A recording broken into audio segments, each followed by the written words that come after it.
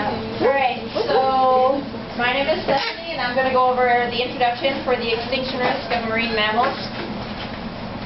Just to start off, we're going to go over different marine mammals that they discuss in the paper, as well as the intrinsic and extrinsic values that they bring up, and then followed by the ANPP, which is the annual net primary production, and then try to cover a little bit of the random forest modeling that was quite confusing.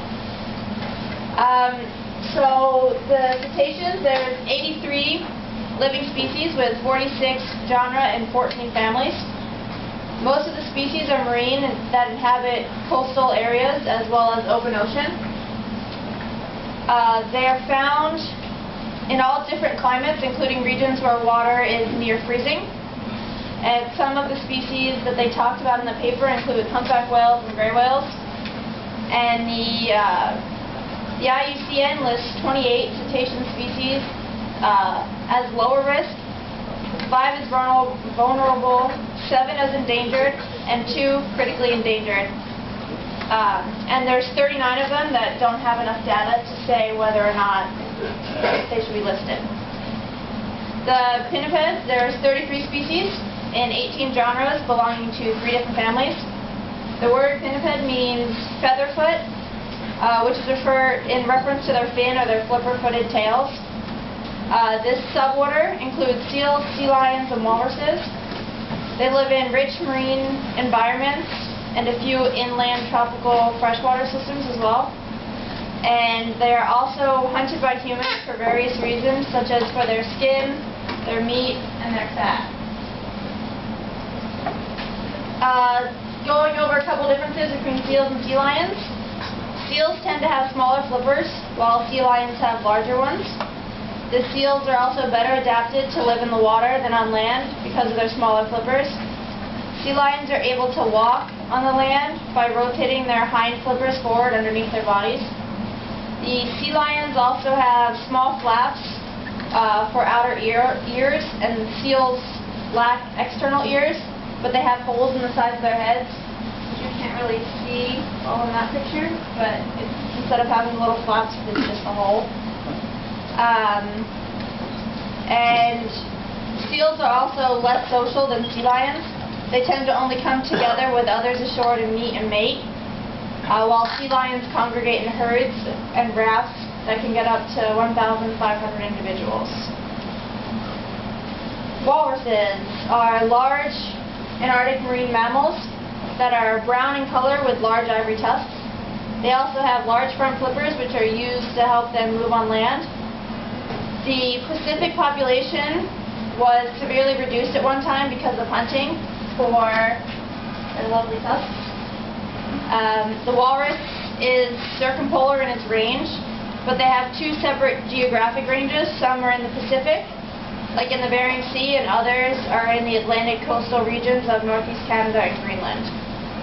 They're also very social animals that congregate in large herds. Sirenians there are only currently 4 species.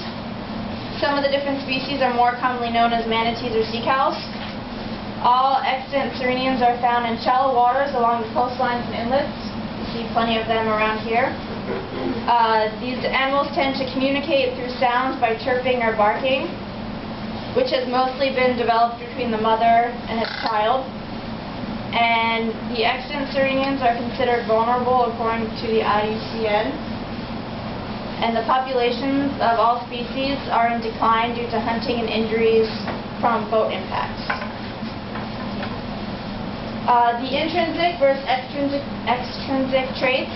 There are 2 kinds of predictor variables that were taken into account for this study. There were intrinsic and extrinsic.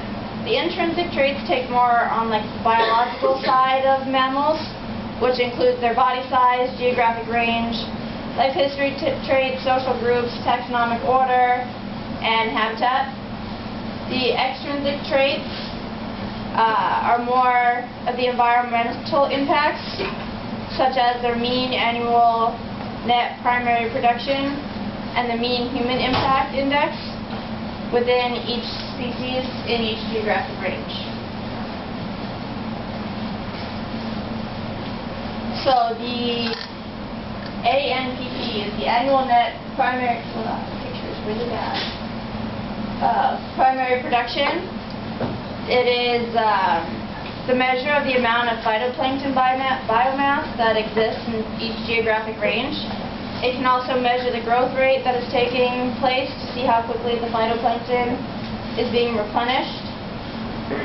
This is important for when it comes to climate changes and how the different levels of CO2 can cause the amount of production to change within each area. So in this picture here, it's measured in the carbon, and I can't remember to use the different colors in them, but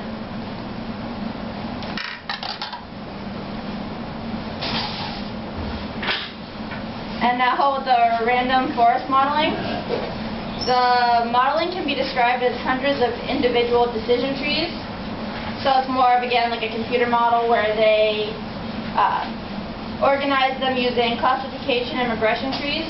So this is kind of an example of a tree itself that could have been generated from this program. The computer then runs an algorithm and selects the predictors at random. So each one of these different things is a different predictor, and in the paper they talk about those ones being very important. And then this process repeats